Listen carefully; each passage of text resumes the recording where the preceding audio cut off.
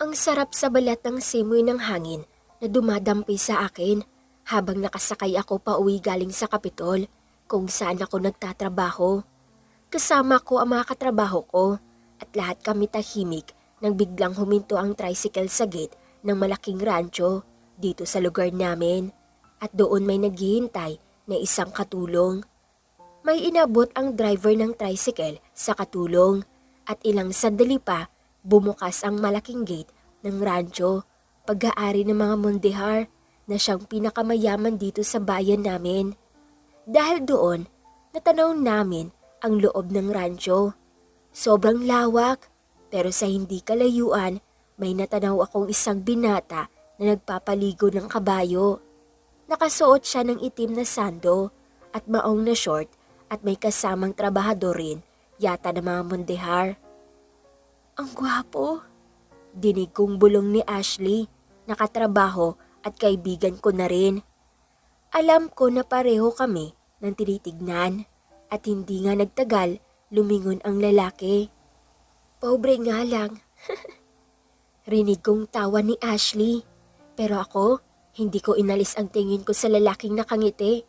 Basa ang suot nitong damit at magulo ang buhok, may pagkamoreno at wala pang suot na tsinelas, pero hindi ko na maitatanggi na maitsura ang lalaki. Sa bigla ang pagtama ng mga mata namin, biglang umalis ang tricycle, kinawala ang lalaki sa paningin ko. Pero hanggang sa bahay, hindi ko nakalimutan pa ang lalaki. 5 kami magkakapatid at ako ang bunso. Lahat kami nakatapos ng pag-aaral at may maayos na trabaho na ngayon. Ang 2 kong kuya ang may sarili ng pamilya. Ang 2 ko pang kuya nasa ibang bansa, nagtatrabaho. Kaya ako lang saka si mama at papa ang nasa bahay namin. Nag-iisang babae, pero wala naman akong nararamdaman na pressure. Pero palagi na akong inaasar ng mga kaibigan at katrabaho ko na maghanap ng boyfriend dahil hindi ko pa naranasang magka-boyfriend. Anak, kumain ka na at matulog ng maaga at maaga ka pang magtatrabaho bukas. Sabi ni mama, nakaagad kong ikinatango. Ang swerte ko sa buhay, kaya marunong ako mag-appreciate ng mga simpleng bagay lang. Ako ang bunso at nang tumapak ako sa high school at college, may mga trabaho na ang mga kuya ko kaya hindi ako nahirapan. Pero kahit ganon, sobrang linis pa rin ng kalooban ko. Ma, hati po tayo sa sahod ko. Sabi ko, saka ko akmang bibigay ang ilang libo pero kaagad siyang umiling, pati na rin si Papa na nakaupo sa sofa. Umiling rin. Sa'yo yan anak. Nagpapadala pa naman ang mga kuya mo, kaya may panggastos pa tayo. Sabi ni mama, kaya mahina na lang akong tumango, saka itinago na lang ang sahod ko. 3 taon na ako nagtatrabaho sa Kapitol, pero walang hiningi sina mama sa akin. Minsan ko na rin nagagastos ang pera ko dito sa loob ng bahay, kaya medyo marami na akong ipon. Ipunin mo na lang ang pera mo anak, para kapag handa ka ng mag-asawa, handa rin ang bulsa mo. Sabi ni Papa, kaya napasimangot ako. Pa, wala nga ang boyfriend. Sabi ko, kaya napailing siya. Anak, kapag maghahanap ka ng boyfriend, piliin mo naman ang medyo maayos. Hindi bali ng hindi sobrang gwapo, basta masipag at may maayos na trabaho. Yung mabubuhay ka niya nang hindi isang kahig at isang tuka. Sabi ni mama, kaya napangiwi na lang ako at napailing. Ma, kahit magsasaka, tatanggapin ko. Sabi ko sa pabirong paraan, pero alam ko sa sarili ko na hindi ako nagbibiro. Kung sakali mang magmamahal ako, hindi ako magbabase sa estado ng buhay. Kaya ko naman magtrabaho kung sakali, pero mas mabuti nga kung pareho kaming may maayos na buhay. Napatikim ako sa mga iniisip ko at kaagad na iyong winala dahil wala pa naman akong plano at hindi ko naman alam kung may nilaan ba talaga ang Diyos para sa akin. Sa mga sumunod na araw, puro trabaho lang ang ginagawa ko hanggang sa dumating ang araw ng birthday ni Mama. Balak kong bumili ng cake at maghanda ng kaunti kahit pa ayaw naman ni mama na naghahanda. Nagpadala rin sina kuya para dito at ang mga kuya kong may pamilya pupunta sa bahay mamaya para magsama-sama kami. Mabuti na lang at Sabado ang araw ng kaarawan ni mama kaya wala akong trabaho. Maaga akong pumunta sa isang cake shop dito sa bayan at natagalan ako sa pagpili ng magandang cake. Hindi pa ako nakakapili nang biglang bumukas ang glass door ng shop kay lumika iyon ng ingay. Hindi ko naiwasan ang mapalingon doon at natigilan ako ng kaunti nang makita ang lalaking pumasok. Mga 2 segundo kong tinitignan ang mukha ng lalaki at doon ko nakumpirma na siya ang gwapong lalaki na nakita ko noong nakaraang linggo sa rancho ng mga Mondehar. Dahil namukhaan ko siya, hindi ko naiwasang hagurin siya ng tingin mula ulo hanggang paa. At namangha ako dahil malinis siya ngayon. Hindi halata na isa siyang trabahador sa rancho. Bigla ako nag-iwas ng tingin at nagpatuloy sa pagpili dahil sa biglaan niyang pagtingin sa akin. At ilang sandali nga, nasa tabi ko na siya. Kaya umayos ako ng tayo at marahan siyang nginitian. Magandang umaga. Marahang bati niya. Ang boses niya malalim pero dinig na dinig ang kabaitan doon. Magandang umaga rin. Mahinang bati ko. Saka ko tinuro sa nagbabantay ang cake na napili ko habang nakangiti. Pamilyar ka? Sabi ng lalaki. Kay muli ko siyang nilingon. Baka nagkakamali ka lang. Sabi ko, pero umiling siya at bahagyang nag-iisip. At ilang segundo pa, tumango siya na tila may naalala. Sa rancho.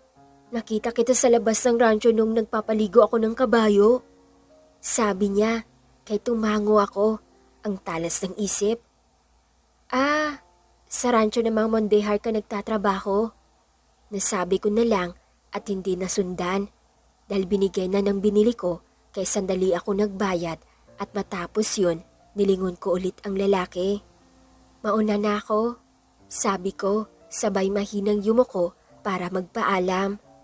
Sige, ingat. Sabi niya, kay muli akong tumango bago tuluyang umalis. Pero bago ako tuluyang lumabas, muli kong hinagod ng tingin ang lalaki. Nakasuot siya ng maong na pantalon at malinis na blue na t-shirt. Nakasapatos na malinis, kaya sobrang respetado niyang tignan. Hindi halata na isa lang siyang trabahador. Mabilis kong inalis sa isipan ko iyon dahil hindi ko naman kilala ang lalaki. Malaki ang bayan namin, kay malabo naman na makita ko ulit siya. Tinuon ko na lang ang pansin ko sa kaarawan ni mama at natapos iyon ng sobrang saya at puno ng tawanan.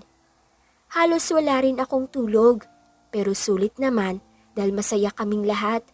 Kaysa pagbalik ko sa trabaho nang dumating ang Lunes, dala ko pa rin ang pagod ko. Bakit kasi agriculture ang kursong kinuha mo, Trish? Sana engineer na lang o kaya teacher? Tanong na mga kasamahan ko na madalas ko lang tawanan. Wala lang. Maganda naman ang agriculture ha. Sabi ko, kahit ako, hindi ko alam kung bakit ito ang pinili kong kurso noon. Gusto ko kasi magtanim ng gulay noon sa bakuran namin, kaya pinili ko ang agriculture at ang makapasok ako, tinapos ko na lang. Ako nga, nag-agree lang dahil gusto ko rin magkaroon ng rancho. Speaking of rancho, umuwi raw ang tagapagmana ng mga Mondehar, ha? Sabi lang rin nila. Sabi ni Ashley, kaya nakuha ang atensyon naming lahat. Ang mga Mondehar, ang pinakamayaman dito sa bayan namin, kay matunog ang pangalan nila. Ang alam ng mga tao dito, isa lang ang anak ng mag-asawang Mondehar. Sa Manila nag-aaral, wala pa yatang nakakita ng itsura ng anak nila. Sobrang pribado na mga buhay. Hindi naman natin masisilayan yun. Hayaan mo na. Sagot ng isa naming katrabaho, kay lahat kami nagtatawanan. Matapos ang oras ng trabaho, nagkayaan kaming mamasyal saglit para kahit paano mabawasan ang pagod namin. Sobrang lawak ng probinsya namin at sobrang berde ng paligid. Walang mga matataas na building, ang mga bundok lang ang nandito. Kaya masarap mamasyal dahil malamig-lamig ang simoy ng hangin. Sa milk tea shop kami nagpunta at doon kami nagtawanan hanggang sa isa-isa kami nagpaalam na umuwi na. Naglalakad kami patungo sa pila ng mga tricycle nang huminto ang isang malaking truck na may malaking nakapinta na apelyido Mandehar sa gilid. Bumaba mula sa loob ang isang pamilyar na lalaki at wala sa sariling napatingin ako sa kanya na nagsimula siyang magbuhat ng mga sako ng semento. Tara na, wika ni Ashley kay tumango ako bago nagpatuloy sa paglalakad pero saktong dumaan sa harap namin ang lalaki at punong-puno siya ng semento. Kaagad kong nakita sa mukha niya na namukhaan niya ako kay bahagya akong ngumiti. Ikaw? Manghang sambit niya kay tumango ako. Inis akong hinila ni Ashley na parang allergic sa semento kahit hindi naman. Dadaan lang kami, sabi ko saka sumenyas sa kaibigan na maghintay. Ano ba Trish? Magbubuhat ka rin ba ng semento? Inis na sabi nito na hindi ko na pinansin dahil ayaw ko namang maging bastos. Steve nga pala, sabi ng kaharap ko at nakita ko pa ang pagpupunas niya ng madumi niyang kamay sa t-shirt na suot. Natawa ako doon pero mabilis ko ring tinanggap ang kamay niya. Trisha, sige, una na kami. Sabi ko, sabay kaway. Ingat. Nakangiting sabi ng lalaki na si Steve pala ang pangalan. Kakaway pa sana ulit ako pero malakas na akong kinaladkad ni Ashley palayo kay wala na akong nagawa pa. Trisha, ano? Pinupormahan ka ng trabahador na yun? Wag! May pulis na gustong manligaw sa'yo at may seaman pa pero ikaw tong ayaw. Tapos ngayon, makikipagkilala ka sa lalaking puno ng semento? Gwapo nga, pero walang ipapakain sa'yo yun. Sunod-sunod na sambit niya, kaya napakunot ang noo ko. Ano? Gusto mo magpaligaw ako sa pulis na kurakot at sa seaman na may AIDS na atang dala? Sarkastikong sambit, kaya mas lalo siyang nainis. Anong gusto mo? Yung lalaking yun? Tanong niya na inilingan ko lang. Nagpapakilala lang ang tao. Sabi ko at siya naman ang umiling ngayon na tila lahat na nangyari hindi niya nagugustuhan. Ingat ka, baka sa susunod malalaman-laman ko na nakikipag-date ka na pala sa trabahador na yon. Magkano ba ang sahod niyan? 150 sa isang araw? Hindi ko na sinagot si Ashley dahil hindi ko na nagugustuhan ang pang-iinsulto niya sa taong hindi naman lubos na kilala. Nang makauwi sa bahay ng tuluyan, ako nagpahinga pero paulit-ulit na bumabalik sa isipan ko ang lalaki kanina na nagngangalang Steve. Bumabalik tanaw sa isipan ko ang pagbuhat ng lalaki kanina sa mga sako ng semento. Totoo kaya ang love at first sight? Nakakahanga? Hindi ko alam, pero nakakahanga ang mga ganung lalaki. Yung nagpupursige, wala sa sarili na pangiti ako at napayakap sa unan kahit alam kong posibleng matagal pa bago kami ulit magkasalubong o magkita. Kinabukasan, masaya akong sinalubong ni Ashley pagkarating ko sa opisina namin. Kunot-noo ko siyang tinignan pero pabiro lang niya akong inirapan. Nag-file ako ng 2 weeks leave. Magbabakasyon kami sa Baguio ng boyfriend ko. Masayang balita niya kaya napangiwi ako. Nasabi ko na lang dahil wala naman akong interes maliban na lang kung isasama niya ako. Ang boring ng sagot mo. Gayahin mo dapat ako. Maghanap ka ng boyfriend na may trabaho at kaya kang buhayin. Hindi yung construction worker o tagapasulang ng kabayo. Sabi niya, sabay tawa na tila nangiinsulto. Ashley, saway ko pero tumawa lang siya at umiling ng ilang beses. Joke, pero sana naman wag kang pumatol sa kung sino-sino lang. Natatawang sabi niya. Saka tinalikuran na ako. Hindi maganda ang naging epekto sa akin nang hindi direktang pag-iinsulto niya iyon. Alam kong bulgar magsalita si Ashley pero hindi ko kinaya ang mga sinabi niya. Hindi ko pinansin si Ashley dahil doon at mukhang hindi niya naman iyon napansin dahil abala rin siya. Kinabukasan, hindi na siya pumasok dahil naka-leave na siya, kaya sumabay ako sa iba pang naming mga katrabaho. Pero sa pag-uwi, mag-isa na akong nag-commute dahil nag-overtime pa ang makasamahan ko at ako ang katikatinang magpahinga. Pero nasa kaligitnaan ng biyahe, biglang lumiko ang driver sa isang lugar kung saan may malawak na plantasyon ng mga pinya na pag-aari rin ng mga Mondihar. May pasaherong ihatid sa loob at hindi naman ako nagreklamo na dahil namangha ako sa nakikita. Ang dami ng mga pinya, halos hindi ko na matanaw ang pinakahuli sa sobrang lawak. Ilang sandali pa, biglang huminto ang tricycle. Kaagad akong napasinghap sa gulat at nilingon ko ang driver. "Ma'am, sorry po, nabaon sa putik ang gulong," sabi ng driver habang pilit na pinapaalis ang pagkakabaon ng gulong pero ayaw. "Bababa po ako," sabi ko, at ganun rin ang ginawa ng ibang pasahero. Bumaba ako at dahil doon naputikan ang suot kong sapatos ng kaunti. "Pasensya na po talaga, hindi ko napansin na malalim ang putik," sabi ng driver na tinanguan ko lang. Ilang sandali pa, may mga lumapit na mga trabahador yata ng mga Mondihar na siyang nag-aalaga at nagbabantay ng mga pananim dito. "Anong nangyari?" Nang marinig ko ang boses na iyon, kaagad akong napalingon sa likuran ko at doon ko namataan ang isang pamilyar na lalaki. Nakasakay ito sa itim na kabayo at kaagad na bumaba. Wala sa sariling hinagod ko siya ng tingin. Naka-basketball jersey ito at naka-shorts lang na itim. Puno rin ng putik pero hindi ko na iyon pinansin, lalo na at napatingin na sa akin ang lalaki. Bahagya siyang nagulat pero ngumiti rin kalaunan. "Steve, nabaon ng gulong," sabi ng matanda. "Sasakay na lang siguro ako mula dito," sabi ko naman dahil dumidilim na. Nang lumapit si Steven para tignan ang tricycle, doon ko nakita ang pilyedong nakalagay sa likuran ng jersey na suot niya. Mondihar ang nakasulat at doon ako nagpalinga-linga sa paligid dahil baka nandito ang sinasabi nilang tagapagmana ng mga Mondihar at mukhang ka-close ni Steven. "Pasensya na, aayusin pa dapat ngayon ang daan pero may naaksidente na," sabi ni Steven nang lumingon siya sa akin. Abala na ang lahat sa pagtulong sa paghila sa tricycle pero siya lumapit na sa akin.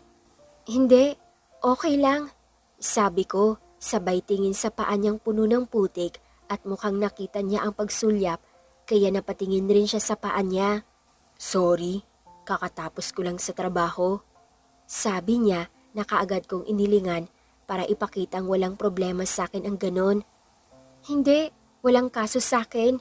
May pumapasok pa kayang tricycle ngayon dito? Sasakay na lang siguro ako," sabi ko saka tumingin sa daan na tinahak namin. "Oo, meron pa naman," sabi niya. Sa kanya tinawag ang isang binatilyo at may binulong siya dito bago ito tumakbo paalis. Inabot ko sa driver ang pamasahe ko at nagpasalamat ako. Humingi na rin ako ng pasensya dahil kung may dadaan ng sasakyan, sasakay na ako at uuwi dahil nagmamadali na rin ako. "Wala pa bang tricycle?" biglang tanong ni Steve sa binatilyo kanina. "Papunta na kuya," sagot naman ng bata kaya sumulyap ako sa kanila. "Hintayin mo na lang, papasok na," biglang sabi ni Steven at doon naman ako napatingin sa medyo maputik na daan.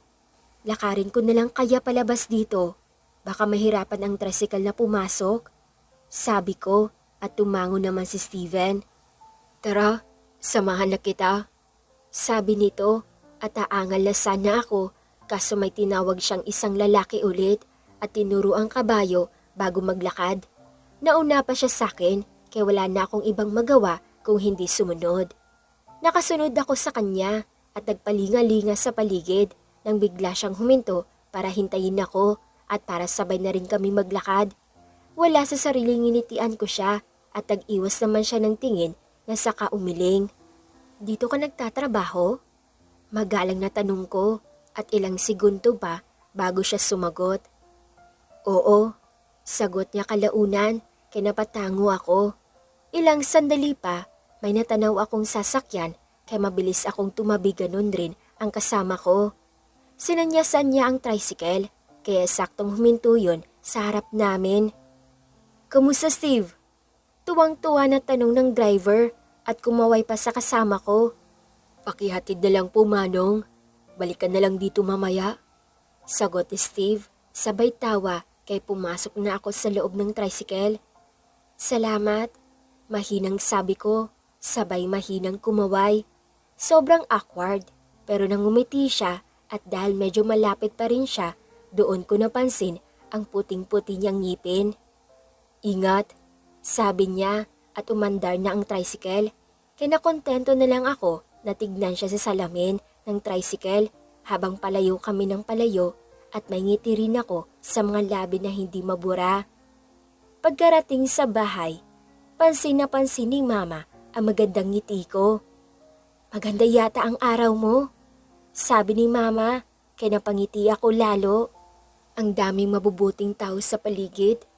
Nakakahanga lang. Sabi ko na siyang tinanguan ni Mama. "Pero wag ka magpapadala agad-agad, Trish." Sabi naman niya, kaya natawa na lang ako bago umiling. "Mama, ang lalim." Biro ko, kaya natawa na lang siya at sinabihan na ako maglinis para makakain na kami ng sabay.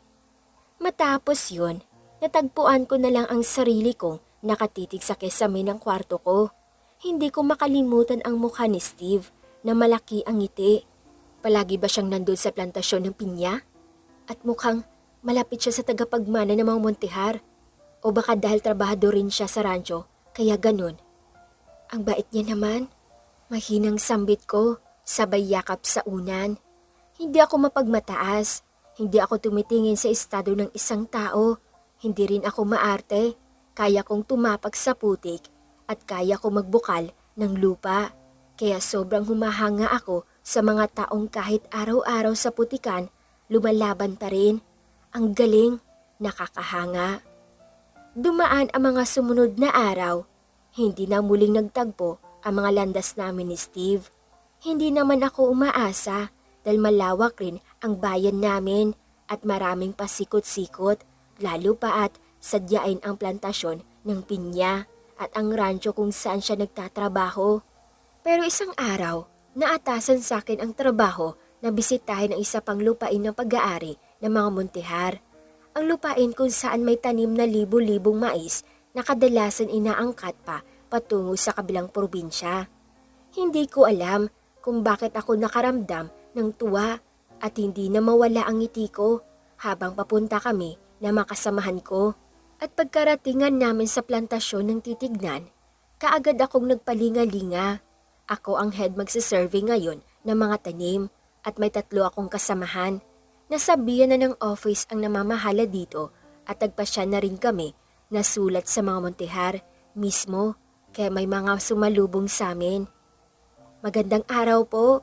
Masayang bati ko, saka isa-isang tinigyan ang mga sumalubong sa amin at kaagad akong nakaramdam ng dismaya nang wala akong makita ng pamilyar na mukha pero kaagad kong winala iyon sa isipan ko. Nagsimula kami sa gagawin naming trabaho at sobrang init. Buong akala ko makakaya ko ang init pero ilang minuto pa kaagad akong pumunta sa tabi dahil bigla akong nahilo sa sobrang init. "Ma'am, ayos lang po ba kayo? Pasensya na po, sobrang init talaga ngayon." Hinging paumanhin ni Mang Estong na siyang nagbabantay ng plantasyon na ito. Nilapitan rin ako ng iba pa at may nagbigay pa ng tubig kaya agad umayos ang pakiramdam ko. "Si Steve dumating." Biglang rinig kong sabi ng isang matanda habang nagpapaypay ako sa sarili ko. Umayos ako ng tayo mula sa kanapatingin na rin sa lalaking kakadating lang. Naglalakad ito ngayon palapit at kapwa kaming nagulat na magkatinginan. "Nalasing kagabi yan? Balita ko nag-inuman kayo sa rancho." Natatawang sabi ng isang babae at kaagad na nakuha ni Steve ang atensyon ng lahat. Wala sa sarili naman akong napangiti at nagpatuloy sa pagpapaypay sa sarili ko hanggang sa bigla siyang lumapit sa akin. "Tapos na kayo?" Tanong niya at sandaling nangunot ang noo ko pero kalaunan umiling ako. Malapit na. Sorry talaga sa abala. Malapit ka ba sa mga Montehar? Nagpadala naman kami ng letter para dito. Pero kung pwede, pakisabi na salamat at sorry na abala. Sabi ko at bahagya siyang natigilan na hindi ko alam kung bakit. Pero makalipas ang ilang segundo, ngumiti siya saka tumango. Makakarating, sabi niya at sasagot pa sana ako pero lumapit na ang makasamahan ko at sa wakas tapos na kami sa trabaho namin dito. Nagmamadali ba kayo? Merienda muna. Aya ni Steve at tatanggi na sana ako pero kaagad tumango ang mga kasamahan kong halatang pagod na pagod kaya agad akong nakaramdam ng hiya. Natawa naman si Steve nang makita ang mukha ko pero tinuro niya rin sa mga kasamahan ko ang isang kubo sa malapit kaya mabilis na silang pumunta doon. Napailing na lang ako saka wala na rin akong nagawa kung hindi sumunod. At maabutan ko doon ang mga meriendang nakahanda. Mga inumin, banana Q, kamote Q, at may iilang kakanin kaya mas lalo akong nahiya. Hindi na po sana kayo nag-abala pa. Nahihiyang sambit ko pero umiling lang si Mang Istong sa akin. Wala po yun. Si Steve po ang nagpahanda nito. Sagot niya kaya mabilis kong nilingon si Steve na nag-iwas ng tingin. Natahimik na lang ako saka napatingin sa malayo at nakita ko ang isang itim na raptor sa kalayuan. Muli ako napatingin sa paligid dahil baka nandito ang may-ari pero wala. Nakakahiya. Hindi po ba strikto ang mga Montehar? Tanong ko sa mga trabahador dito. Marami silang mga nagbabantay nitong plantasyon. Mababait po sila. Sagot ng isa kaya napatango ako. Hindi kataka-taka kung bakit sobrang yaman ng pamilyang iyon. Wala na akong planong magtagal pa dito kaya mabilis akong nagpaalam. May sasakyan kayo? Tanong ni Steve. Wala sa sariling napatingin ako sa mukha niya ng matagal. Matagal-matagal rin kaming hindi nagkita.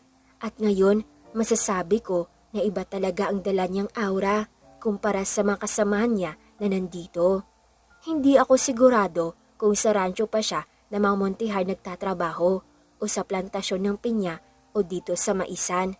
Pakalat-kalat. Hindi, maghihintay lang kami. Salamat pala. Sana ipaabot mo ang pagpapasalamat namin. Sabi ko at sininyasan na mga kasamahan ko na aalis na kami kaya agad rin silang nag-ayos. Patawag na lang ng tricycle, Mang Istong. Biglang utos si Steve kaya mabilis kong humawak sa braso niya para pigilan siya. Nagulat ako na naging galaw ko at mukhang ganun rin siya. Kaya nang maisip ko yun, halos tumalon ako para lumayo lang. Hindi na, maghihintay na lang kami. Sabi ko pero tumakbo na ang isang binata na tila magtatawag na nga yata ng tricycle. Mukhang talagang gustong pinagkakatiwalaan ng lahat si Steve dito. Napabuntong hininga na lang ako saka tumahimik na lang. At ilang sandali nga natanaw na namin ang tricycle na papalapit. Ingat, sambit ni Steve at tanging pagngiti na lang ang naisagot ko sa kanya. Na makapasok ako sa tricycle, muli ko siyang nilingon at nakita kong nanatili ang titig niya sa akin. Salamat, bulong ko at sana nabasa niya ang buka ng bibig ko dahil umandar na ang tricycle at kaagad kaming nakalayo. Ang lalaki, hindi pamilyar sa akin. Siya ba ang tagapagmana ng mga Montehar? Tanong ng mga kasamahan ko. Kaagad akong umiling. Parang hindi. Kita mo ang suot, simple lang naman. Kung siya ang tagapagmana, edi hindi makakatapak sa putik yun. Sagot pa ng isa at ang dami pa nilang pinag-uusapan hanggang sa bumalik kami sa opisina.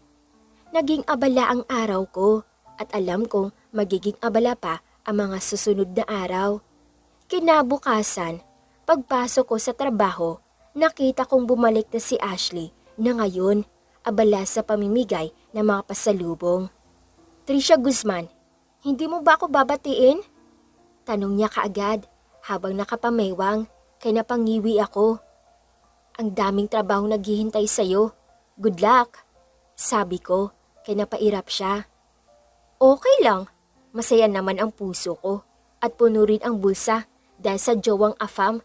Gayahin mo ko. Natatawang sagot niya, kaya ako naman ang napairap. May laman pa naman ang bulsa ko kaya hindi ko kailangan ng afam. Sagot ko na tinawanan niya ng malakas. Ngayon may laman pa, pero kapag nakipagrelasyon ka sa trabahador, siguradong mauubos yan. Sabi niya, kaya natahimik na lang ako at napailing na lang. Inabala ko ang sarili ko sa trabaho at nang dumating ang oras ng tanghalian, nagpasya kaming kumain sa malapit na kainan bilang reward na rin sa sarili namin sa marami mga gawain na natapos sa tatapusin pa. Isang barbecue house ang pinuntahan namin at dahil marami mga katrabahong lalaki na sumama, only rice ang napiling i-order ng lahat. Na maka-order, kaagad akong na-disappoint dahil wala sa menu ang gusto kong inumin, kaya nagpasya akong lumabas para bumili sa kabila at sumama naman si Ashley na kwento ng kwento tungkol sa boyfriend niya mapera daw. Kapwa kami naglalakad at dahil malayo-layo pa ang gusto kong bilhan ng inumin at may pagtawid pa, kaya mabilis kaming tumawid ni Ashley. Nauna siya habang tutok na tutok sa phone niya, habang ako at nakasunod naman at palinga-linga. Pero hindi ko nakita ang lubak na naapakan ko, kaya kaagad akong nadapa. Napangiwi ako sa sakit ng paa ko at sinubukan kong tumayo kaagad, pero muli akong nawala ng balanse. Dahilan para mas lalo akong madapa sa kalsada. "Trisha!" Sigaw ni Ashley at nang tinghalain ko siya at nakita ko siya sa tabi ng daan na hindi makagalaw at nakaturo sa harapan ko at doon ko lang napansin ang malaking truck na papalapit na. Mabilis ang pagpapatakbo at kung maapakan man ng preno, siguradong maaabot pa rin ako. Napapikit ako sa takot pero may mabilis na humablot sa akin para akong lumipad at pagbukas ko ng mga mata ko, nakita kong nasa tabi ko na ang humihingal na si Steve ang nakahawak sa akin. Wala pa rin ako sa sarili at nakatulala lang sa kanya. "Nasaktan ka ba?" Tanong niya at doon ako natauhan at mas lalo akong bumalik sa ulirat nang bigla akong hinila ni Ashley. Napasinghap ako at napatingin kay Steve. Salamat." Mahinang sambit ko pero kunot noo lang niyang sinundan ang truck na muntik nang makasagasa sa akin. Pero ilang sandali pa, bumalik rin ang tingin niya sa akin. Hinawakan niya ang braso ko na para bang tinitignan kung may masakit sa akin o wala. At nang makitang wala akong kahit anong sugat, napahinga siya ng malalim. "Trish! Oh my God!" Sigaw ni Ashley. Pero natili kay Steven ang tingin ko. Hindi ko alam kung paano ko siya papasalamatan. "Buti na lang nakita kita," sabi ni Steve, sabay iling. "Salamat talaga." Madamdaming sambit ko. "Saan kayo pupunta? Hatid ko na kayo. Ang dami talagang drivers na sobrang bilis magpatakbo ngayon." Sabi pa niya, pero bigla akong hinila ni Ashley patungo sa tabi niya. Saka siya umiling na mabilis. "Hindi na, mister. Ang dungis mo kaya. Salamat na lang. Kaya na namin. Salamat." Sabi ni Ashley at doon ko napansin na sando at shorts lang ang suot ni Steve. Kaagad kong siniko ang kaibigan pero mukhang hindi niya pinagsisihan ang sinabi niya. "Sorry, babawi ako, Steve." Sambit ko nang hindi inaalis ang tingin kay Steve. "Hindi, okay lang. Balik na ako. Sumama lang ako sa tracking para kumuha ng mga kailangan sa rancho. Ingat, Trish. Ingat kayo." Sabi niya, saka mabilis na tumakbo patungo sa isang truck sa hindi kalayuan at tinanaw ko naman siya. "Ano ba naman, Trisha? Tama na ang pasasalamat." Inis na sambit ni Ashley pero hindi naalis ang tingin ko kay Steve na umaakyat na sa truck. "Tinulungan na nga ako, yun pa ang sinabi mo?" Sabi ko kay Ashley na umirap lang. "Nagpasalamat ka naman, kaya okay na yun. Gugustuhin mo bang sumama dun? Sige, bahala ka. Ni hindi nga nakakapagpunas ng pawis yun. Gwapo nga, pero hindi ka mapapakain ng ganong klaseng lalaki. Huwag kang maging bulag." Direktang sambit niya. na wala namang epekto sa akin dahil hindi pareho ang pananaw namin sa buhay. Ika-ika na lang akong bumalik sa kainan kung nasan ang makasamahan namin. Anong nangyari? Kaagad na tanong nila nang mapansin ang paglalakad. Ayan, nadapa. Isa yata siya sa malas sa buhay. Sarkastikong sambit ni Ashley na hindi ko na pinansin. Nakakapikon ang mga gusto at pinaniniwalaan siya. Nakakapikon at nakakawala ng gana. Matapos kumain, naging limitado na ang galaw ko. Mas nainis lang ako kay Ashley dahil sinabi niya sa mga katrabaho namin ang mga nangyari. At sa kwento niya, parang mali na tinulungan ako ni Steve. Nagtawanan ang mga katrabaho ko. I feel so offended pero hinayaan ko lang. Nang makauwi ako, ang tanging naisip ko lang kung kailan ko ulit makikita si Steve para makabawi ako. Gusto kong bumawi at magpasalamat ng gusto dahil sa tulong niya. Lalo na at narinig niya ang mga sinabi ni Ashley na hindi maganda. Kaya mas lalo kong gustong bumawi. At sobrang lakas ng panalangin ko dahil nang sumapit ang Sabado, nakita ko si Steve sa isang seawall.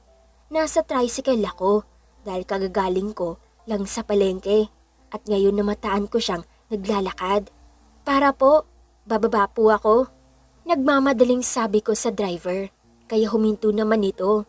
Mag-aalas 4 na ng hapon at sobrang hindi ko inaasahan na makita si Steve ngayon dito kaya susulitin ko na. Dali-dali kong binigay ang pamasahe ko sa driver bago ako tumakbo patungo kay Steve. Steve! Sigaw ko at hingal na huminto sa harapan niya. Gulat niya naman akong tinignan pero hindi pa ako makapagsalita ng maayos dahil patuloy kong hinahabol ang paghinga ko. Trish? Gulat na sambit niya. Sorry, yung nangyari nung isang araw. Hingal na sambit ko. Okay ka lang ba? Tanong niya sa tonong nag-alala at kaagad akong hinawakan sa siko para alalayan. Kalaunan, natawa siya ng bahagya bago ako dinala sa isang malapit sa bench. Umupo ako kaagad kaya naging maayos ang pakiramdam ko. Doon ko lang napansin na nakasuot siya ng isang shorts na parang jersey at isang dry fit na damit at mukhang nagja-jogging siya. Hindi ko alam pero sa paghahagod ko sa kanya ng tingin parang hindi ko nakita ang Steve na nakita ko noon na nagbubuhat ng semento. May iba na hindi ko matukoy. Nakita kasi kita dito. Naalala ko na hindi pa ako nakakabawi sa'yo. Maraming salamat talaga sa pagligtas mo sa akin. Saka, sorry sa sinabi ng kaibigan ko.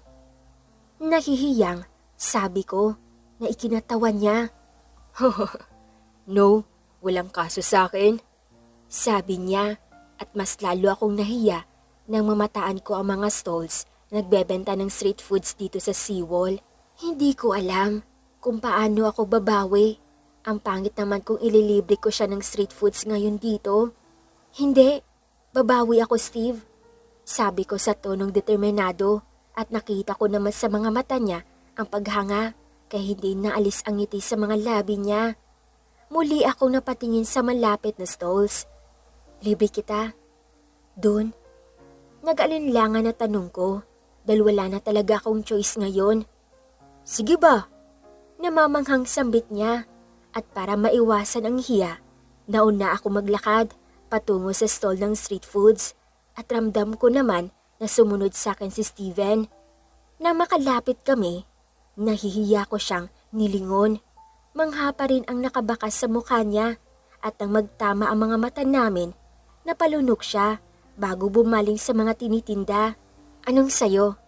Promise, libre ko to. Sabi ko na ikinatango niya. Maayos na ang paa mo? Hindi na sumasakit? Tanong niya na ikinailing ko naman. Bahagya niyang sinilip ang paa ko bago siya tumusok ng fishball. Ako ang una niyang binigyan bago siya kumuha ng para sa kanya. Wala kang trabaho ngayon? Tanong ko. Umiling siya, saka mabilis kinain ng fishball na kinuha niya. Hindi ko alam, pero sobrang nakakahanga. Para sa akin ang kahit anumang gawin niya. Ako na ang magbabayad. Sabi niya na maglabas ako ng 100 para iabot sa nagbebenta. Mabilis akong umiling at hindi na siya hinintay pang kumuha ng pera dahil ako na ang magbabayad ngayon. Ako ngayon, sa susunod ka na lang. Natatawang sabi ko at doon bahagya siyang natigilan. Huli ko nang na-realize ang sinabi ko kaya napaawang ang malabi ko bago ako tuluyang lumingon sa kanya. Mahina siyang tumawa, saka tumango. Kailan ang susunod na yan? Maghahanda ako. Sabi niya kaya napangiti na lang rin ako at napalunok pa dahil sa may kung anong mainit na hangin na bumalot sa puso ko na maganda at magaan sa pakiramdam. Tahimik akong kumuha ng ilang kwek-kwek, pati na rin ang makikyam habang pinipigilan ang ngiti. Binigyan ko siya, saka ilang sandali pa, siya mismo ang nag-aya na umupo kami sa malapit na bench. Anong oras ka uwi? Hindi ka hanapin? Didilim na mamaya. Sabi niya habang tahimik kaming kumakain. Dahil sa sinabi niya, napatingin ako sa rilong suot ko at nakumpirmang maya-maya ay didilim na nga. Ikaw ba? Tanong ko bago nagpalinga-linga. Maraming tao dito ngayon sa seawall pero didilim na nga. Uuwi na rin kung uwi ka. Sabi niya kaya bahagyang napakunot ang noo ko. Wala kang hihintayin o kaibigan na pupuntahan? Mga ganon. Aligagang sambit ko na mabilis niyang ikinailing. Wala, naglakad-lakad lang ako dito tapos nakita kita. Salamat sa libre, sa susunod ako naman. Sabi niya habang diretso ang titig sa akin na para bang sinasaulo niya lahat ng parte ng mukha ko. Dahil sa hiya, tumayo ako, saka tinuro ko ang dumadaan na tricycle. Uwi na siguro ako. Mahinang sabi ko, kaya tumayo rin siya. Akma akong maglalakad para magpara na ng tricycle pero bigla niya akong hinawakan sa palapulsuhan para pigilan. Kaya nagtataka ko siyang nilingon ulit. Teka, sabi niya at biglang nagwala ang puso ko. Ngayong hawak-hawak niya ako. Ha? Nagtatakang tanong ko at mas lalong nagwala ang puso ko nang inabot niya sa akin ang isang cellphone. Number? Hindi siguradong sabi niya at doon ako natauhan. Tumango ako, saka ngumiti ng kaunti bago ko tuluyang kinuha ang cellphone niya para mailagay doon ang numero ko. Sige, una na ako, sabi ko at nang maglakad ako para lumapit sa tabi ng kalsada, sumunod rin siya. Ako naman ang malilibre sa susunod. Walang magagalit? Tanong niya habang tinatanaw ko ang tricycle na papalapit. Wala naman, sabi ko, sabay tawa. At nang huminto ang isang tricycle sa harapan namin mismo, nginitian ko siya at doon ko nakita ang matamis niyang ngiti na tila pilit niyang tinatago pero hindi rin nakayanan. Kumaway ako at tuluyan nang pumasok sa tricycle. Tumango naman siya at habang lumalayo ang tricycle na sinasakyan ko, hindi nawala ang paningin niya dito. Hindi naman maalis ang ngiti ko kahit hanggang sa makauwi ako at kaagad iyon pinansin ni Mama. Anong nangyari? Bakit ka natagalan? Tanong niya na mukhang nagtataka. Dumaan lang ako sa seawall. Sabi ko naman na ikinatango na. Mukhang may kinatatagpo ka na ha. Pang-usisa niya na ikinatawa ko. Ma, ang advance mo mag-isip. Sabi ko pero hindi nawala ang pagiging kuryoso niya. Kung meron man, sana ipakilala mo. Kikilatisin namin kung mabuting tao ba at kung hindi kanya gugutumin kung magkataon man. Sabi niya, kaya mas lalo akong natawa at napailing. Ma, hindi ko gugutumin ang sarili ko. Sabi ko, Trish, makinig ka sa akin. Galingan mo ang paghahanap. Hindi ka mapapakain ng pagmamahal. Sabi niya, kaya umiling ako at pumasok na sa kwarto ko. May punto si Mama, pero para sa akin, gugustuhin ko pa rin ang mga masisipag na lalaki. Ang mga nababanat ng buto kahit hindi maganda ang trabaho, kahit anong basta masipag, Kahit ano ang trabaho, wala akong pakialam. Pagkatapos ng hapunan, kaagad dapat akong matutulog pero biglang tumunog ang cellphone ko. Hindi ko kilala ang numero pero kaagad kong naisip kung sino iyon. Kaya madali akong umupo sa kama para masagot ko ng maayos ang tawag. Hello? Nag-alinlangan na tanong ko sa tumawag at ang unang narinig ko ang pagtikim sa kabilang linya. Trish, bigla kong naramdaman ang init sa buong mukha ko nang marinig ang malalim na pamilyar na boses. Steve? Mahinang sagot ko. Matutulog ka na? Pasensya na sa abala. Sinigurado ko lang na kung tama ang numero na binigay mo. Mahinang sambit niya at doon hindi ko napigilan ang matawa.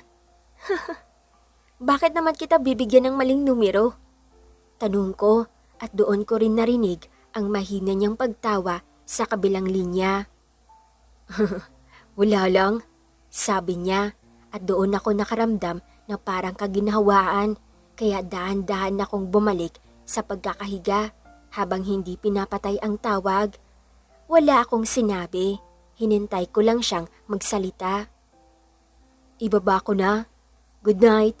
Mahinang sambit niya. Nang hinayang ako ng kaunti pero hindi ko iyon sasabihin. Good night. Mahinang sambit ko at ilang sandali pa kapwa na kaming wala sa sinabi kaya ako na mismo ang nagbaba ng tawag at matapos yun nawala na ang antok ko. Parang natulala na lang ako hanggang mag-umaga kaya wala ako sa sariling kinabukasan. Nagkaroon ako ng mga crush noon lalo pa nung nag-aaral ako pero ang nararamdaman ko ngayon ay iba.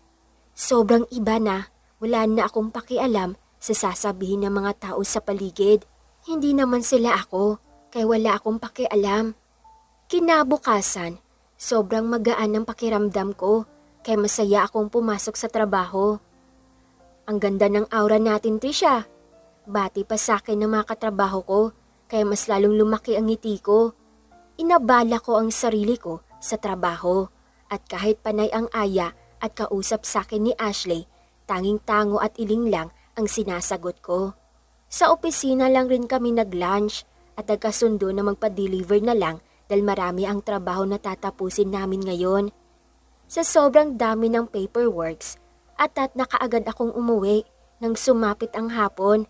Agaran akong nag-ayos at nagpaalam na sa mga kasamahan ko na mauuna na akong umuwi dahil mukhang may balak silang mag-overtime ngayon.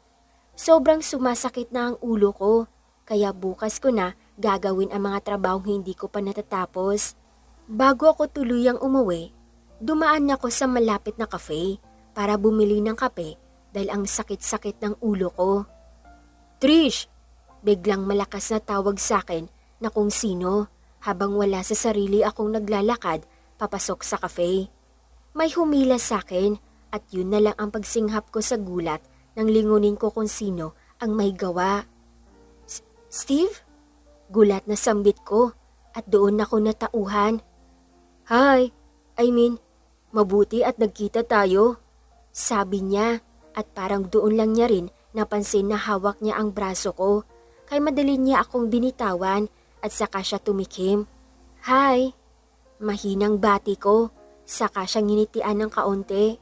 Busy ka? Uwi ka na? Tanong niya. Sandali akong nag-isip at ilang sandali pa wala sa sarili akong umiling. Gusto kong batukan ang sarili ko dahil kanina nagmamadali akong umuwi pero ngayon malakas ang loob kong umiling sa tanong niya. Mas lalong lumaki ang ngiti niya. Kape? Libre ko na ngayon. Ayan niya.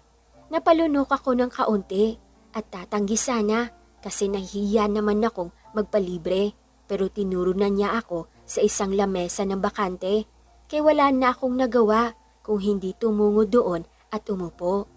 At hindi nagtagal, kaagad na may lumapit sa aming staff para kunin ang mga order namin. Ako na ang sakin, sabi ko pero umiling siya at mabilis na nagbigay ng 1,000 sa babae. Napangiwi naman ako at napailing na lang at dahil doon narinig ko ang mahinang tawa niya. Uwi ka na? Tapos na ang trabaho mo? Tanong niya nang umalis na ang babae. Mahina akong tumango at doon ko na lang rin napansin ang suot niya. Ang linis niyang tignan. Bagay na bagay ang moreno niyang balat sa kulay puting t-shirt na suot niya, saka ang maong na pantalon. Nakasapatos rin siya na para bang namamasyal sa isang syudad. Hindi ko makita sa itsura niya nagbubuhat siya ng semento at nagpapaligo ng kabayo. Ikaw, wala ka bang trabaho?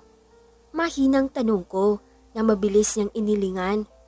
Hindi na siya nakasagot pa dahil binigay na sa amin ang mga kapeng in-order namin. Kaya mabilis akong uminom.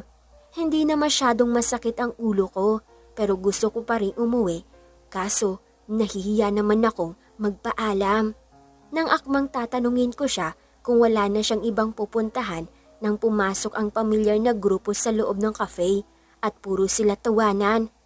Kaagad akong napalunok nang magtama ang mga mata namin ni Ashley at kaagad kong nakita ang pangiinsulto sa mukha niya nang makita ang kasama ko. Si Tisha naman, nagsinungaling pang masakit ang ulo kay mauunang umuwi. Makikipag-date lang naman pala sa trabahador. Puno ng insultong sambit ni Ashley kaya hindi napigilan ang galit ko at tumayo na ako. Tara na Steve, sabi ko at hindi ko na siya hinintay pang magsalita. Dahil hinila ko na siya paalis sa cafe na yon nang hindi na muling tinitignan ang grupo na makasamahan ko sa trabaho. Sobrang bilis ng lakad ko at hila-hila ko si Steve at nang makarating sa malapit na plaza, doon lang ako huminto para lingunin siya. Hindi ko nakitaan ng lungkot o pagkapahiya ang mukha niya. Puno ng mangha ang nakikita ko sa kanya na hindi ko matukoy kung para saan. Sorry, sabi ko. Bakit ka humingi ng tawad? Tanong niya na hindi nawawala ang mangha sa mga mata. Sorry sa mga sinabi ni Ashley. Sorry talaga. Sabi ko, puno ako ng pagsisisi at pagkapahiya. Tumawa siya ng kaunti na parang wala lang yon lahat sa kanya. Bakit niya iniinsulto ang pagiging trabahador? May mali ba doon? Tanong niya na mabilis kong ikinailing. Walang mali. Sadyang mababaw lang ang utak ni Ashley at hindi ko natapos ang sasabihin ko dahil pinutol niya ako. Ikaw, tinitignan mo rin ba ang estado ng lalaki? Tanong niya. Mabilis na ngunot ang noo ko, saka ako dahan-dahan na umiling. Hindi ako mababaw, Steve. Kahit kailan, hindi ako tumingin sa estado o sa kayang ibigay ng tao. Hindi ako ganun. Sabi ko at mas lalong namutawi ang pagkamangha sa mga mata niya. Mabuti. Tanging sambit niya, kaya mas talo akong nagtaka pero wala siyang sinabi ulit. Naglakad-lakad lang kami at makalipas ang ilang minuto, siya rin ang nagpara ng tricycle para pasakayin ako pa uwi. At bago pa makalayo ang tricycle, nagpahabol pa siya ng mga salitang magkikita ulit kami bukas at tanging pagtango at pagngiti lang ang naisagot ko. Pagkarating sa bahay, nakaabang sa akin si Mama at Papa. Seryoso ang mukha ni Mama at si Papa naman kampante lang. Ma, Pa, bati ko sa kanila. Trish, galing ako sa palengke at ngayon lang rin ako umuwi dahil may binili akong ricados. At nakita ko doon si Ashley, ang kaibigan mo. Nasabi niya sa akin na may kinikita ka na daw? Bakit hindi mo sinasabi sa amin anak? Diretsyong tanong ni Mama at doon ako nakaramdam ng inis para kay Ashley. Anong sinabi niya? Tanong ko. Nagtatrabaho daw sa Montehar. Sabi ni Mama na ikinabuntong hininga ko. Ma, nasa wastong pag-iisip na ako. Alam ko na ang ginagawa ko. Nasabi ko na lang at doon napabuntong hininga si Mama na parang naisip rin ako. May tiwala ako sa iyo anak. Sambit ni Mama na ikinatango ko. Magtiwala ka lang po Ma. Kaya ko ang sarili ko. Sabi ko. Basta, hindi ka sasaktan. Basta marangal. Pahabol ni Mama na sinang-ayunan rin ni Papa bago ko sila iwan para pumasok na ako sa kwarto ko. Kinabukasan, umagang-umaga ako nakatanggap ng tawag mula kay Steve. Tinatanong niya ang bakanteng oras ko kaya sinabi ko na bakante ako ng 1 oras tuwing tanghalian. Kaya sinabi na magkikita kami na kaagad ko ring pinaunlakan. Hindi ko pinansin si Ashley sa opisina at pinaramdam ko sa kanya ang inis ko. Hindi naman siya lumapit o kaya nagsalita ng kung ano-ano. Kaya nang sumapit ang tanghalian, mag-isa akong lumabas para puntahan ang kainan na sinasabi ni Steve. Wala pa si Steve nang dumating ako, kaya tahimik lang akong umupo sa isang bakanteng lamesa. Ilang sandali nga, kita ko sa labas ang pagpark ng isang itim na Raptor sa labas. Hindi sana magtatagal ang tingin ko doon, pero biglang lumabas si Steve mula sa driver's seat. Kaya nagtaka ako. At ang suot niya ngayon parang hindi siya. Naka-long sleeve siya na puti at naka-slacks na itim na tila negosyante na may-ari ng malaking kumpanya o kaya nagmamay-ari ng maraming mga negosyo na may perang bilyon-bilyon. Napalunok ako at hindi naalis ang mga mata ko sa kanya hanggang sa makapasok siya at nakita ako. "Hi, kanina ka pa? May inasikaso lang ako." Sambit niya na tahimik kong ikinatango. Gusto kong magtanong pero walang lumalabas na kahit anong salita sa bibig ko.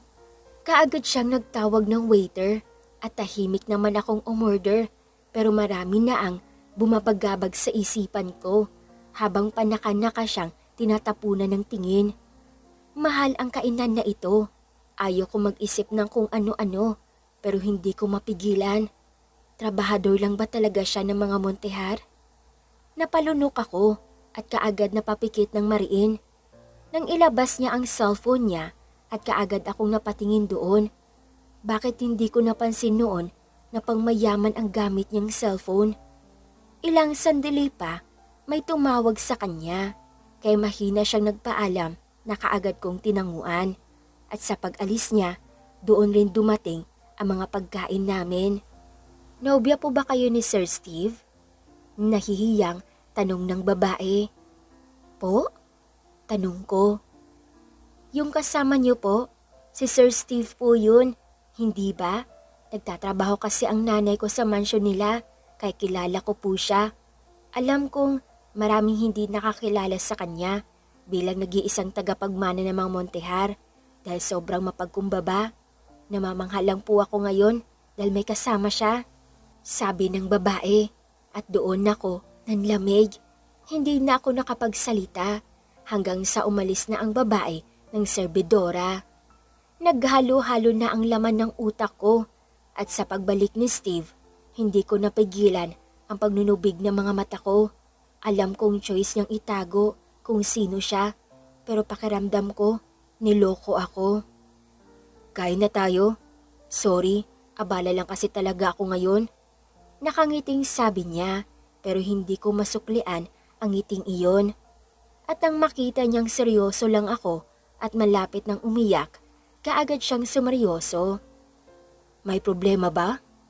Maagap na tanong niya at akman niyang sanang hahawakan ang braso ko pero mabilis kong iniwas. "Anong totoong pangalan mo? Yung buo?" Tanong ko at hindi nakaligtas sa mga mata ko ang pag-igting ng panga niya. "Trish." Hindi ko siya pinatapos sa pagsasalita. "Sabihin mo na lang." Seryosong sambit ko at doon siya napabuntong hininga. "Steven. Steven Montehar." Mahinang sagot niya at doon ako napabuga ng hangin saka napailing. "Wow, bakit hindi mo pala sinabi?" "Oo nga naman. Sino ba naman ako para sabihan?" Galit na sambit ko at kaagad ko na siyang iniwan doon. Hindi ko maipaliwanag pero nasasaktan ako ng sobra. Tumakbo ako pero hindi pa ako tuluyang nakakalayo. Kaagad niya akong nahawakan sa kamay para pigilan. Galit ko siyang nilingon at kahit alam kong wala naman akong karapatang masaktan, nagunahan sa pagtulo ang mga luha ko. Trish, sorry. Puno ng pagsisisi na sambit niya, pero mas lalo lang akong nasaktan. Okay lang, babalik na lang ako sa trabaho. Mahinang sambit ko, sa kapilit na kinukuha ang kamay ko mula sa pagkakahawak niya, pero ayaw niya akong bitawan. Trish, sorry. Wala akong planong itago kung sino talaga ako. Hindi naman big deal kung sino talaga ako. Nakilala mo ko sa kung sino ako. Yun ako. Ako ang nakilala mo at hindi ako nagpapanggap. Sadyang ayaw ko lang ipaglandakan sa lahat kung anong meron ako dahil ayaw kong lapitan ako para lang doon. Paliwanag niya sa sobrang gaan at marahan na boses. Unti-unting umatras ang mga luha ko pero umiwas pa rin ako ng tingin. Sorry, sasabihin ko naman dapat ngayon. Marahan na sambit niya pa at hinabol niya ang tingin ang mga mata ko. Napalunok ako saka napabuntong hininga. Ikaw, nakita ko sa'yo ang pagiging totoo. Kahit puno ako ng putik o puno ng semento, kinakausap mo pa rin ako. Kahit akala mo, isa akong trabahador at nalait na ako ng kaibigan mo, patuloy ka pa rin sa paglapit sa akin. Dagdag niya at ngayon may maliit na ngiti sa mga labi. Napaawang ang mga labi ko sa dami na nangyari at nalaman ko hindi ko na alam ang sasabihin ko. Salamat. Pinaramdam mo sa akin na may tatanggap rin sa akin kahit hindi ako nag-iisang tagapagmana na mga Montehar. Pinaramdam mo sa akin na hindi basihan iyon na kahit normal na tao na trabahador, nakakaya mong laanan ng pansin at doon ako humanga sa'yo. Kaya please, patawarin mo na ako. Nahinang sambit niya at nang magtama ang mga mata namin, parang naging blanko ang utak ko. Bahagyan niya akong hinila sa masuyong paraan. Doon, biglang lumiwanag ang isip ko at hinayaan ko siyang hilahin ako pabalik sa kainan. Ipanaliwanag niya sa akin ng gusto ang lahat habang kumakain kami at ako tahimik lang nakikinig. Naiintindihan ko lahat pero hindi ko maiwasang mailang. Hindi siya simpleng tao lang. Iba siya, malayo siya, pero nakakahanga dahil hindi niya pinaramdam sa akin iyon. Matapos naming kumain, maayos akong nagpaalam na babalik na sa trabaho. Nag-offer siyang ihatid niya ako at bala ko sanang tumanggi pero kaagad niyang akong inilingan na para bang ipinahihiwatig niya na hindi niya tatanggapin ang kahit anong pagtanggi ko. Kaya sa huli, hinayaan ko na lang. Hindi pa rin ako makapaniwala at gusto kong isipin na panaginip lang lahat ng ito. Pero hindi dahil kinaumagahan, paggising ko, kaagad akong nakatanggap ng tawag mula kay Steve at inaya niya ulit akong kumain sa labas. Hindi ako tumanggi hanggang ang isang beses na iyon, naging 2 beses, hanggang 4, hanggang 5 at hanggang sa halos araw-araw na kaming kumakain sa labas. Pinipilit ko palagi na hati kami sa bayad pero hindi na niya ako hinayaan pa. Unti-unting nawala ang ilang pero ramdam ko naman na unti-unti akong nagiging komportable sa kanya. Sobrang komportable, nakakatawa na ako ng malakas kapag kasama siya at hindi ko nanilimitan ang mga galaw ko. Naipapakita ko na kung sino ako kapag kasama siya. Pero natatakot ako dahil kaunti na lang, hindi na ako makakaahon pa. Isang araw, nagkaroon kami ng isang malaking project at iyon ang bumisita sa rancho ng mga Montehar upang tignan ang bawat hayop na nandun para sa data na gagawin namin. Nag-agawan ang lahat ng mga kasama ko dahil halos lahat gustong makatapak sa loob ng rancho na kaunti nga lang naman ang nakakagawa. Isa ako sa napili na gusto ko sanang tanggihan. Kaso wala na akong choice dahil minamadali kami at bukas na kaagad kami pupunta. Mabilis ko naman sinabi kay Steve iyon nang kumain kami ng lunch at kaagad siyang tumango. Ilan kayo? Magpapahanda ako. Sabi niya kaagad, kaya nanlaki ang mga mata ko at mabilis ako na umiling. Hindi na, hindi na. At siguradong aalis rin naman kami kaagad. Mabilis na sabi ko na ikinatawa niya. Nandun rin sina mommy at daddy. Ipapakilala na lang kita. Sabi niya at doon ako nabulunan. Kaya mabilis akong uminom ng tubig habang siya naman natawa lang. Wag! Malakas na sabi ko na lang pero parang tuwang-tuwa pa siya kaya hindi ko napigilan pang samaan siya ng tingin kaya tumikim saka bahagyang sumeryoso. Anong oras ba kayo bukas? Tanong niya at nagkibit balikat ako kahit alam ko naman para hindi na siya makapaghanda pa. Natawa siya sa inasta ko at hindi na niya ako pinilit. Lumipat sa ibang bagay ang pinag-uusapan namin kaya mabilis ring nawala ang inis ko. At kinabukasan nga, maagang maaga akong dinaan ng van na sasakyan namin sa bahay para dumiretso na sa rancho ng mga Montehar. Sobra ang kaba ko at tumawag naman si Steve kanina paggising ko. Hindi ko pa rin sinabi na ngayong umaga kami darating pero siguro alam na niya rin dahil nagpasa rin ng letter ang opisina. Magkatabi kami ni Ashley pero hindi ko siya pinapansin at hindi rin niya ako pinapansin kaya mas naging madali para sa akin dahil ayaw ko na makipaglapit pa sa kanya sa babaw na pag-iisip niya.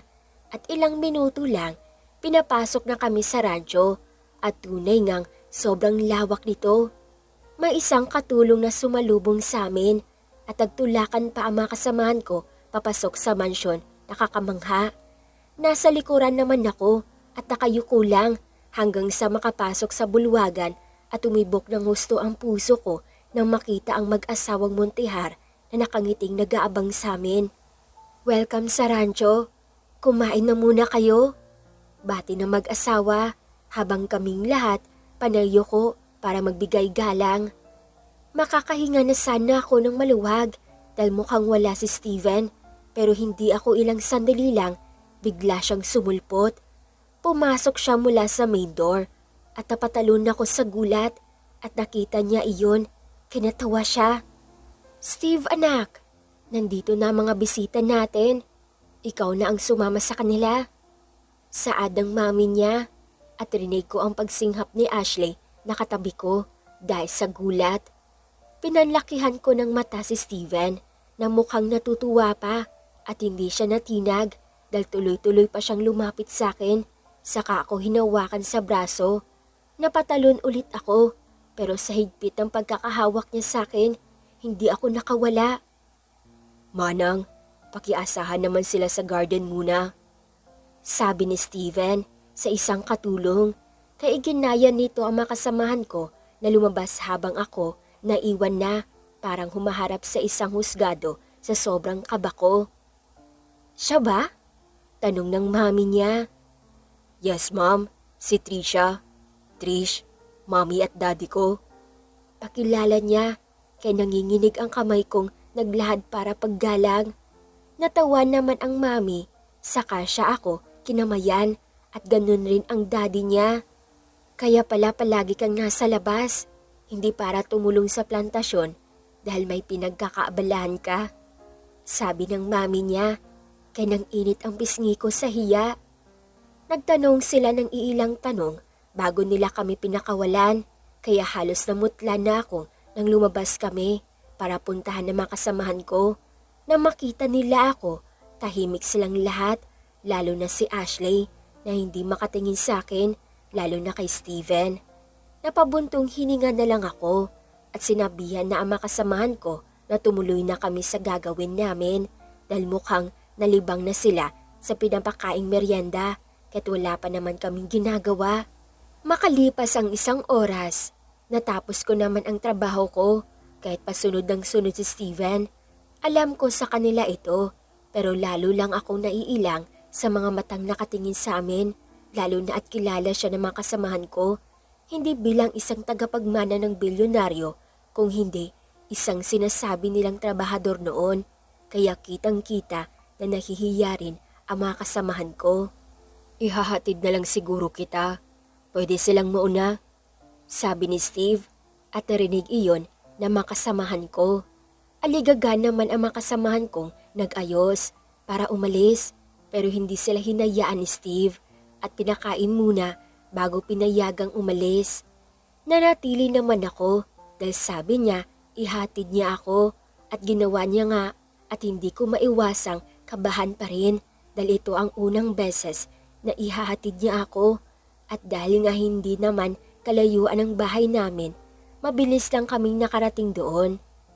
Salamat, mahinang sambit ko.